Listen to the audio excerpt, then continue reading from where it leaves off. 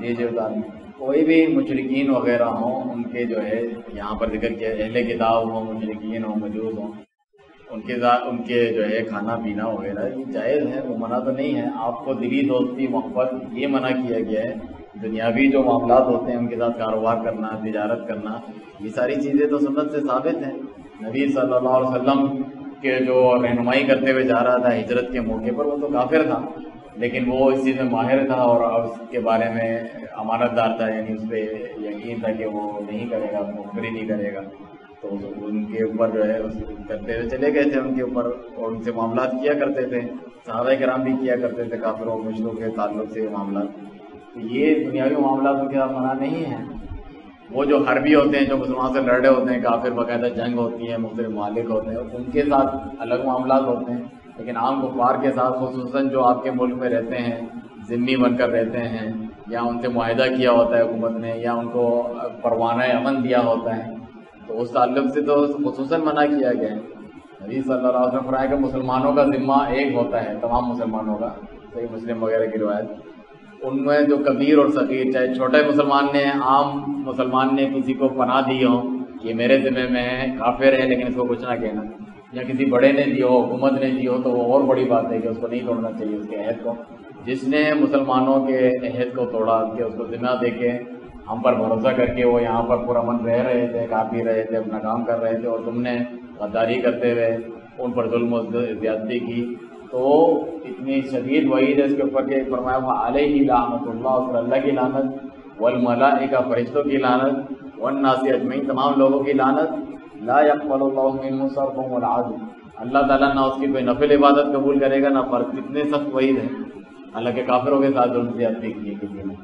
دوسری حدیث میں فرمایا کہ جس نے غداری کی، قیامت کے دن اس کے لیے لواء، پورا جھنڈا قائم کیا جائے گا اللہ کی طرف سے نشانی کے طور پہ کہ ھذا غدرۃ فلان، یہ فلاں کی غداری ہیں۔ یہ غداری میں سے کہ آپ عہد دیں کسی کو، وہاں پہ رہیں اور آپ جو ہے ان کے ساتھ غداری کریں، مال لوٹ لیں، ان کی عبادت گاہیں تباہ کریں، ان پہ ظلم و ستم کریں، جائز نہیں ہے۔ یہ تو اسلام کی بدنامی کا سبب ہے۔ اسی طرح سے بخاری مسلم میں تو باقاعدہ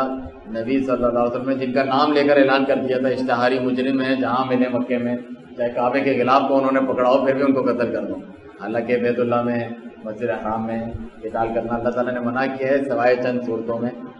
خود نبی صلی اللہ علیہ وسلم نے فرمایا کہ آج کے دن اللہ نے صرف مجھے کچھ دیر کے لیے حلال قرار دیا ہے یہاں پہ قتال کرنا، آج کے بعد نہیں ہے اس پہ قتال کرنا کسی کو بیت اللہ میں اور جو ہے مسجد الحرام میں اور جو حرم کا علاقہ ہے۔ تو اس کے تعلق سے پناہ دی ام ہانی نے، جو ابو طالب کی بیٹی تھی رضی اللہ عنہ، انہوں نے پناہ دی، حالانکہ وہ عورت ہیں، خاتون ہیں، کہا کہ تم نے فلاں کو پناہ دیے، اے ام ہانی، ہم اسے پناہ دیتے ہیں جسے تم نے پناہ دی، اجرنا بھی بما اجر تھی، جس کو تو نے پناہ دی ہے ہم جسے پناہ دیتے ہیں۔ تو ایک عورت کی، چھوٹے بڑے سب کی جو پناہ دی گئی ہوتی ہے اس کو قبول کرتے تھے، اور اس کے ساتھ غداری کرنا، اس کی پرواہ نہ کرنا، توڑ دینا عہد کو، اسے منع کیا گیا سختی سے۔ اسی طرح فرمایا رسول اللہ صلی اللہ علیہ وسلم نے صحیح بخاری مسلم میں کہ من قتل معاہدا لم یرح رائحۃ الجنہ، جس نے کسی معاہد، یعنی مسلمان علاقے میں آئے ہیں، رہتے ہیں کافر، وہ کوئی کام کرتے ہیں، کاروبار کرتے ہیں، یا کسی وقتی طور پہ بلایا ہے، مستقل طور پہ رہتے ہیں، ان کو پناہ دی گئی ہے، ان کو وہ بیچارے اس بھروسے پہ آئے کہ آپ کی جان مال عزت کو نقصان نہیں پہنچایا جائے گا، جس نے اس کے ساتھ غداری کی اور اس کو قتل کیا، نقصان پہنچایا، لم یرح رائحۃ الجنہ، وہ جنت کی خوشبو بھی نہیں پا سکے گا، حالانکہ مسلمان ہے۔ اور فرمایا کہ جنت کی جو خوشبو ہے کتنے دور سے، من مسیرت 40 سنہ، وہ 40 سال کی مسافت سے سونگھی جا سکتی ہے جنت کی خوشبو، اور وہ اسے نہیں ملے گی، کتنا دور پڑے ہوگا وہ جنت سے۔ ادھر تو الٹا بتایا جاتا ہے، دہشت گردی کرو، مچاؤ، سب کو قتل کرو، آؤ دیکھو نہ تاؤ، اور جنت کی حوریں کھڑی ہیں تمہارے لیے، مولوی صاحب چھوٹے چھوٹے بچوں کا برین واش کر کے ان کاموں پہ لگا دیتے ہیں جو خود کا شکل اور دوسری چیزیں کرتے ہیں عبادت گاہوں میں۔ جہاد کے بھی اصول ہیں، صرف لڑنے پڑنے کا نام نہیں ہے، اللہ تعالیٰ کے کلمے کی سربلندی کے لیے لڑا جاتا ہے، اور اس میں ہی بتایا کہ عورت کو قتل نہ کرو، جو اپنی عبادت گاہ میں بیٹھے ہوئے ہیں لڑتے نہیں ہیں انہیں قتل نہ کرو، بچے کو قتل نہ کرو، درختوں کو نہ جلاؤ، بلڈنگوں کو بلا وجہ نہ توڑو۔ وہ تو امن عالم کی ضمانت ہے جو اسلامی جہاد ہوتا ہے، اتنی خیرات اور برکات والا ہوتا ہے، وہ ظالموں کو ظلموں سے ستم سے بلکہ لوگوں کو بچاتا ہے، بجائے اس کے کہ یہ خود ایک دہشت گردی کا نشان بنا کر تم نے لوگوں کے سامنے بدنام کر کے رکھ دیا ہے کہ بس لڑنے پڑھنے کا نام جو ہے وہ جہاد اس طریقے سے نہیں ہے، بلکہ یہ تو اسلام کی دعوت اور تبلیغ کا اہم ترین ذریعے میں سے ہیں۔ کتنے لوگ جو ہے مسلمانوں کے اخلاق سے متاثر ہو کر بہت سارے ممالک جو ہے مسلمان ہو گئے تھے، تاجروں تک کے اخلاق سے متاثر ہو کر، اور جب اسلام میں آتے تھے خود ان کے اپنے ملک میں جو بادشاہ ہوتے تھے جنہیں شکست دے کے مسلمان قابض ہوئے ہوتے تھے، انہوں نے اللہ نے فتح دی ہوتی تھی، ان کے اتنا اچھا سلوک ہوتا تھا ذمیوں سے، اور ان کے جو پہلے تھے ان کا برا سلوک ہوتا تھا، اس کی وجہ سے وہ مسلمان ہو جاتے تھے ان کے اخلاق سے۔ تو اس طریقے سے جو ہے اسلامی جہاد ہوتا ہے۔ آپ نے ان کو دعوت ہی نہیں دی ہے۔ کتنے ایسے کافر جو ہے غیر مسلم ہے، اہل کتاب ہے، یہود نصارہ وغیرہ ہمارے یہاں کام کرتے ہیں، نچلے طبقے میں رہتے ہیں، سب کچھ کرتے ہیں، ان کو تو دعوت دیتے ہیں نہیں، ان کو صحیح اسلام کی پیار اخلاق سے بیٹھ کے دعوت دی نہیں۔ آپ کو خود بہت ساروں کو خود نہیں معلوم ہوتا کلمہ تو لا الہ الا اللہ کا کیا معنی ہے، تو میں دوسرے کو کیا بتاؤں گا۔ ہم تو خود جو ہے شرک بدعت میں پڑے ہوئے ہوتے ہیں، جو قبروں مزاروں پہ ان کو پکار رہے ہوتے ہیں، سجدے ٹیک رہے ہوتے ہیں، وہ کہتے ہیں ہم عیسیٰ علیہ السلام کا بت بنا کے ہم وہی کام کرتے ہیں، تم بھی یہی کام کرتے ہو، کیا فرق ہے؟ ہم کس طرح دعوت دیں؟ نبی صلی اللہ علیہ وسلم جو یہود نصارہ کو خط بھی لکھ کر بھیجا کرتے تھے، جیسے کیسر کو خط لکھ کے بھیجا، آپ نے تو اس میں کہا کہ یہ محمد بن عبداللہ صلی اللہ علیہ وسلم اللہ کے رسول کی طرف سے کیسر جو عظیم ہے روم کا، اس کی طرف خط ہے، اسلام لاؤ سلامتی پاؤ گے، نہیں لاؤ گے تو تم پر تمہارے عوام کا بھی گناہ ہوگا۔ پھر آپ نے یہ آیت اس میں لکھی۔ اس آیت کو ہم کیسے سمجھتے ہیں؟ دعوت کی تو بنیاد ہے۔ قل یا اہل الکتاب، کہو اے اہل کتاب، تعالوا الی کلمۃ سواء بیننا وبینکم، ایسے کلمے کی طرف آؤ جو ہم میں اور تم میں برابر ہے، یکساں ہے۔ اللہ نعبد الا اللہ، ہم نہیں کریں عبادت مگر صرف اللہ کی، یہی لا الہ الا اللہ کا معنی ہے، اور ایک دوسرے کو اللہ کو چھوڑ کے اپنا رب نہ بنائے۔ فَإِن تَوَلَّوْا، اگر وہ آپ کی دعوت نہیں مانتے تو فَقُولُوا اشْهَدُوا بِأَنَّا مُسْلِمُونَ، تو گواہ رہو کہ ہم مسلمان ہیں۔ تو یہ دعوت دیتے تھے۔ نبی صلی اللہ علیہ وسلم نے معاذ بن جبل رضی اللہ عنہ کو جب دعوت دینے کے لیے بھیجا یمن کی طرف، اور کہا کہ وہاں پہ اہل کتاب نصرانی لوگ ہیں، اِنَّكَ تَأْتِي قَوْمًا مِنْ أَهْلِ الْكِتَابِ، تم اہل کتاب کی طرف جا رہے ہو، فَلْيَكُنْ أَوَّلُ مَا تَدْعُوهُمْ إِلَيْهِ شَهَادَةُ أَن لَا إِلَٰهَ إِلَّا اللَّهُ، تو پہلی چیز جس کی طرف تم انہیں دعوت دو لا الہ الا اللہ کی دعوت ہو۔ فَإِنْهُمْ أَجَابُوا لَكَ لِذَلِكَ، جب وہ یہ مان لیں پھر ان کو بتاؤ کہ دن میں 5 وقت نماز پڑھ لیں، پھر مان لیں تو زکوٰۃ کا بتاؤ۔ تو دعوت توحید دیا کرتے تھے۔ جتنے بھی لشکر آپ بھیجتے تھے، جس طرح احادیث ہے صحیح بخاری مسلم میں، انہیں یہ وصیت کرتے لشکر کا جو امیر ہوتا جہاد کے لیے،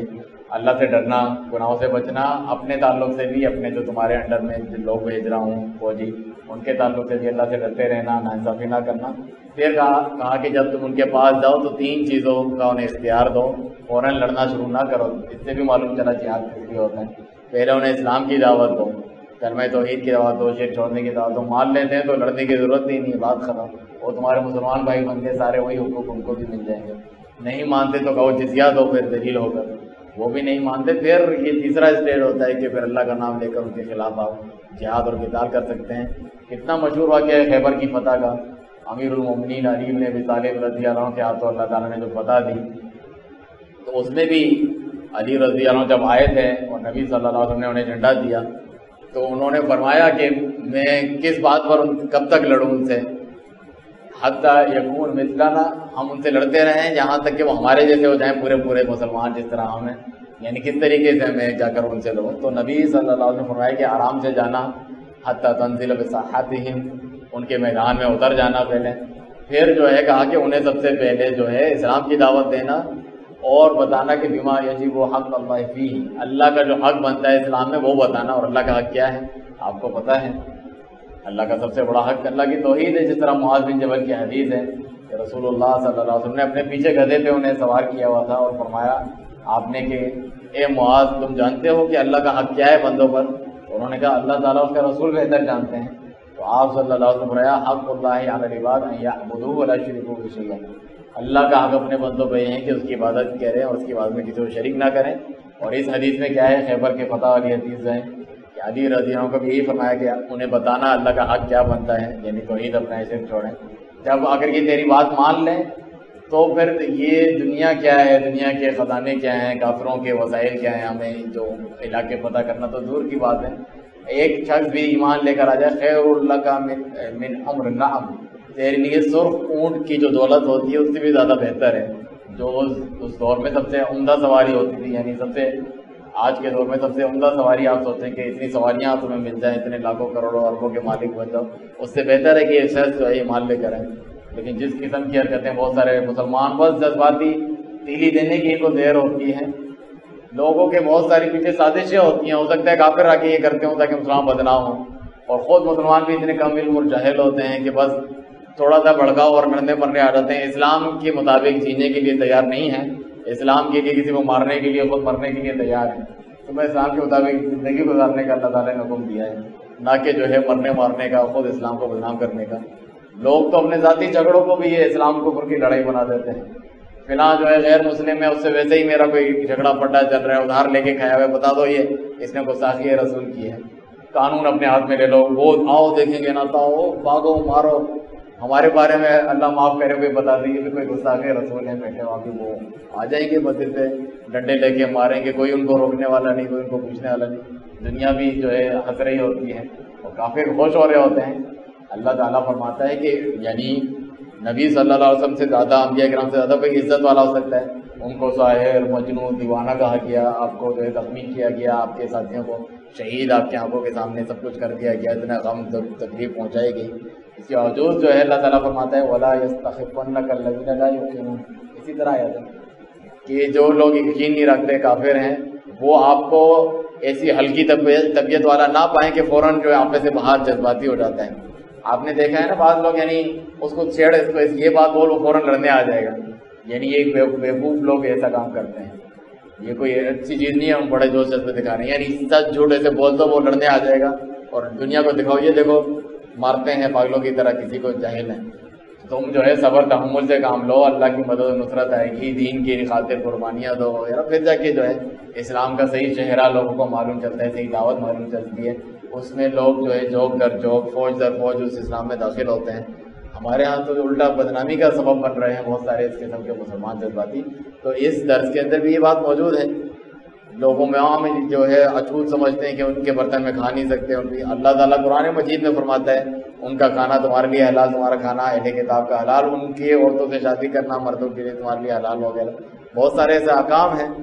پھر تو آپ کم علمی میں اپنی جہالت میں لوگوں کو یہ اس قسم کے بھی فتوے دیتے پھریں گے، حالانکہ یہ جائز نہیں ہے۔ تو ہر چیز کو اپنے مقام پر رکھ کر اعتدال کے ساتھ سمجھنا چاہیے۔ کافروں سے دلی محبت صحیح ہے، دلی محبت تعاون ہوتی، یہ ناجائز ہے، یہ انسان کو کفر تک لے جاتی ہے، یہ بہت بڑا کبیرہ گناہ ہے۔ اس کے بارے میں اللہ تعالیٰ فرماتا ہے کہ گویا وہ اللہ آخرت پر ایمان نہیں رکھتے، جو ایسے لوگوں سے محبت کرتے ہیں جو اللہ رسول کے دشمن ہیں، چاہے وہ ان کے باپ دادے بھائی اور جو ہے قبیلے کنبے کے لوگ ہی کیوں نہ ہوں، ان کے بارے میں ہو دلی محبت جو ہوتی ہے، جو دین کی وجہ سے ہوتی ہے۔ ورنہ جو فطری جو ہے تعلق ہوتا ہے کسی سے دنیاوی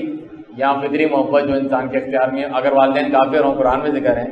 کہ آپ اللہ تعالیٰ نے اپنے جو ہے والدین کے ساتھ احسان بھلائی کا حکم دیا، والدہ کے ساتھ خصوصاً کہ وہ حمل اٹھاتی ہے، تکلیف میں دودھ پلاتی ہے، ولادت ہوتی ہے، تو آگے فرمایا ہوا ان جاہدہ کا، اگر تیرے والدین کوشش کریں کہ وہ تم ایسا شرک کر کسی کو، یعنی غلط چیز کا تجھے حکم دے،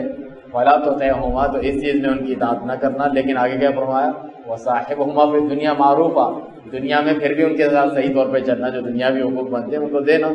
آپ خود سوچیں جو اہل کتاب سے مثلا شادی کرنا جائز ہے، جو شادی کرے گا اس کو اپنی بیوی سے تو محبت ہوگی نہیں ہوگی، اس کو محبت اس سے اس کی اولاد بھی ہوگی، تو آپ یہ کافر ہو گیا، حالانکہ اس نے تو قرآن کی اجازت کے مطابق عمل کیا۔ تو وہ ایک فطری محبت ہے، وہ دینی محبت نہیں ہے کہ اس کے کفر شرک والے دین کی وجہ سے میں اس سے لگاؤ رکھتا ہوں۔ تو اس قسم کی محبت رکھے گا وہ تو دین سے خارج ہو جائے گا، کافر سے اور کفر سے اس نے محبت رکھی ہے۔ تو ان میں فرق کرنا بہت ضروری ہے، اور دین کا صحیح فقہ اور فہم تبھی حاصل ہوگا جب اس کا آپ علم حاصل کریں گے، اور صحیح طور پر جو دین کی دعوت آگے پیش کرنی چاہیے اپنے کردار سے۔